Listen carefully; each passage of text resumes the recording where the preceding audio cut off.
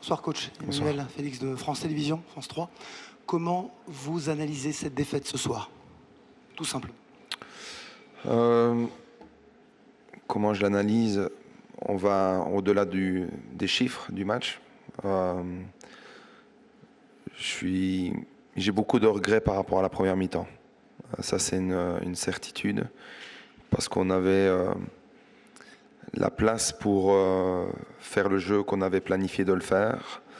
Madrid nous a donné l'opportunité d'avoir le ballon, d'aller à travers leur ligne. C'est pour ça qu'on a mis ce 11 de base.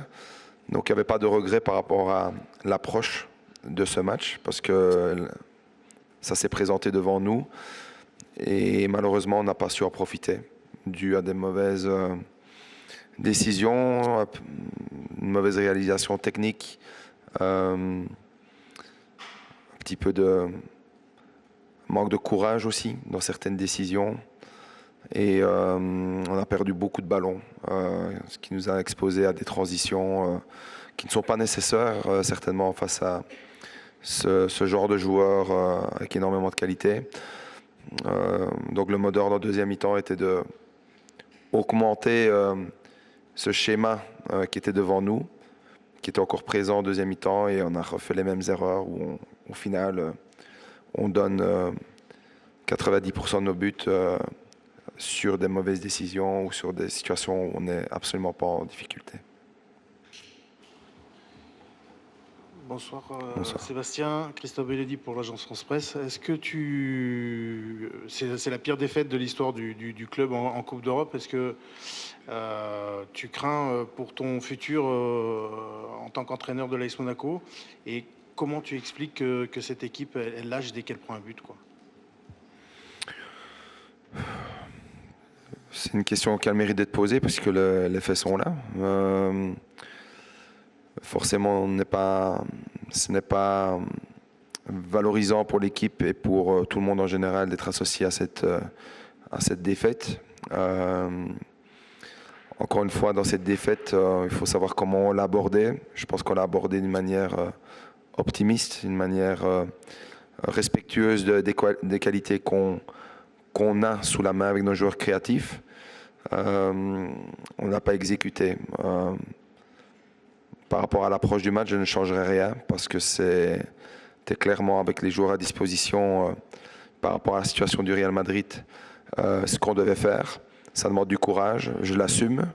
Je ne changerai pas ma manière de faire, parce que je pense qu'on doit assumer cette manière de jouer ou cette approche. Par rapport à mon futur, je suis assez serein, parce que, encore une fois, mes préparations de match pour l'équipe est toujours fait avec bienveillance par rapport au club, par rapport à la responsabilité qu'on a par rapport à nos supporters, d'essayer d'apporter du jeu. Les résultats ne suivent pas, mais je peux regarder droit devant moi et me dire on fait le maximum pour le moment. La situation elle est difficile. Les résultats sont certainement combinés à un moment très difficile dans ces dernières années à l'AS Monaco. Pourquoi? Certainement qu'on peut en discuter, mais j'ai pas envie de le faire. Mais moi je suis dedans, et à un moment les résultats reviendront. Voilà. Et j'espère que ce sera avec moi, parce que je pense que j'ai la force et la conviction que mes idées passeront un moment dans ce club. Et voilà. Si on y croit ensemble, on le fera. Maintenant, mon futur, c'est pas moi qui le décide. Mais en tout cas, je ne changerai pas une seule chose de ce que j'ai fait jusqu'à présent et de la manière avec laquelle je la gère, parce que je pense que si j'avais géré différemment, on serait peut-être encore dans une situation peut-être encore plus difficile. Bonsoir coach, Stéphane Renaud, Infosport Plus, Canal+. Est-ce que vous sentez votre groupe atteint ce soir? Forcément qu'il a atteint. Il a atteint parce qu'on n'arrive pas à gagner un match depuis trop longtemps. On a atteint parce que, comme je dis, on essaye vraiment de constituer une équipe solide pour chaque match. On est déçu parce qu'à chaque match, on doit composer avec des choses qu'on n'a pas envie de composer.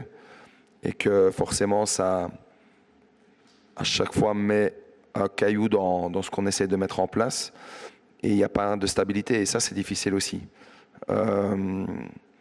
Après, être atteint c'est une chose, mais aussi il faut se remettre en question par rapport à la prestation d'aujourd'hui. Pour moi, c'est pas assez.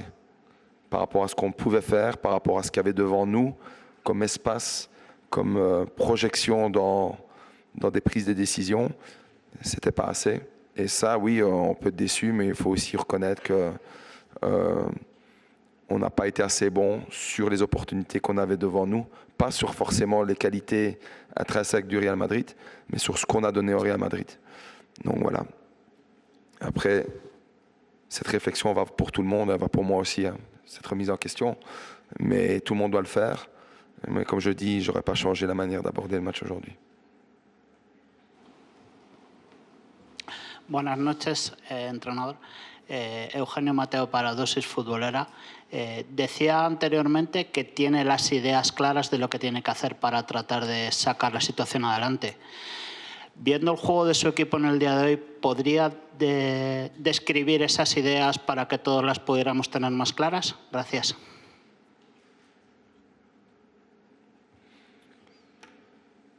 Je suis arrivé à l'AS Monaco avec des idées que j'ai mis en place, qu'on m'a laissé mettre en place. Je suis arrivé avec mon ADN en tant que coach. J'ai essayé de l'apporter ici. J'ai dû un peu le modifier vu l'instabilité forcément qu'il y a dans le noyau. Je ne vais pas refaire l'historique ou expliquer. On s'est adapté, on a essayé de trouver des solutions. Les idées sont toujours les mêmes. Ce sont des principes, peu importe le système.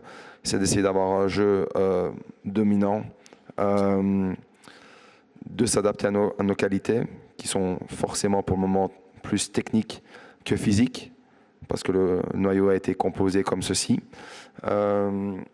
Et maintenant, comment prolonger ces qualités ou essayer de conserver ces idées, c'est de tout simplement maintenant assumer dans la situation dans laquelle on est et bien l'analyser et faire en sorte, ensemble ou avec ceux qui le veulent, d'aller vers un avenir positif. C'est la seule manière. Et de là, on peut repartir sur un jeu dominant, des prises d'initiative, de la confiance. Mais maintenant, il faut revenir à la base. Et la base, c'est tout simplement faire les choses simples, correctement. Chaque duel, le gagner. Quand on prend un but, pas baisser les bras. Et tout simplement la justesse technique, être au rendez-vous quand on a ces prises de décision. On fait les dernières questions. Bonjour Sébastien. On a vu ton axe en difficulté, que ce soit défensif ou au milieu de terrain. Est-ce que c'est là que ton équipe a le plus subi et a été le plus déficient ?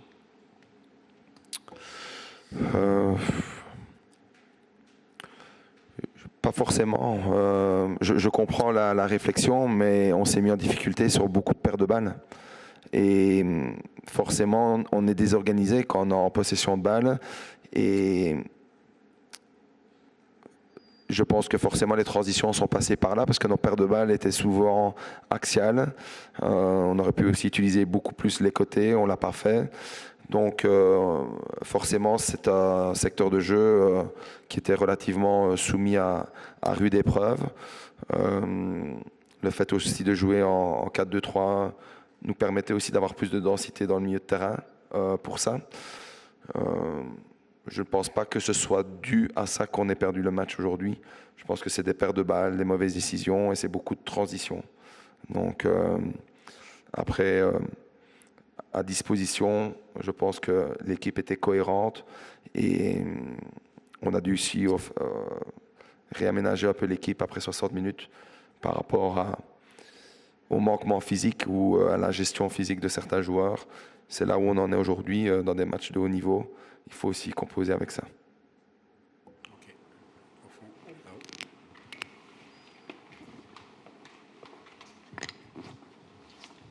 C'est la dernière question. Bonsoir coach, Vivien Salerni ce matin. Par rapport à la situation globale et évidemment la défaite de ce soir, est-ce que vous voyez quelques motifs d'espoir sur lesquels s'appuyer pour rebondir très vite au Havre où la situation en Ligue 1 est aussi très difficile ? La situation elle va rester la même jusque le match au Havre. C'est tout simplement que on a un noyau restreint. Il va falloir le gérer surtout sur l'aspect mental après une défaite comme aujourd'hui. Et là maintenant c'est vraiment la réaction, c'est l'amour propre pour le club mais aussi pour nous-mêmes. On est trop loin du goût de la victoire. Donc voilà. L'espoir aussi, c'est de revoir certainement les joueurs blessés revenir petit à petit, revoir nos joueurs de la Coupe d'Afrique revenir pour étoffer un peu le noyau, pour apporter une saine concurrence, challenger les joueurs, car pour le moment, on a des jeunes qui progressent dans l'ombre, mais qui, face à cette situation,